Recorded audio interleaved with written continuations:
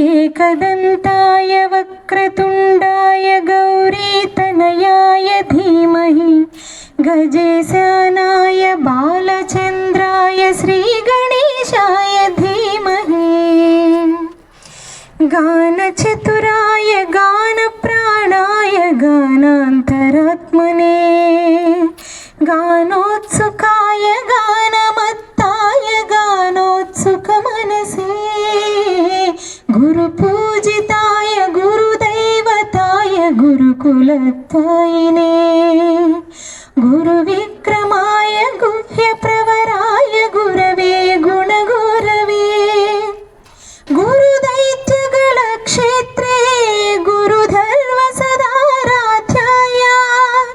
गुरुपुत्रपरित्रात्रे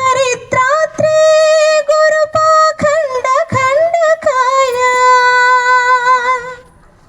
गीतसाराय गीततत्त्वाय गीतगोत्राय धीमहि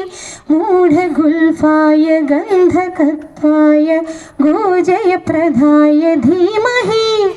गुणाधीताय गुणातीताय गुणप्रविष्टाय धीमहि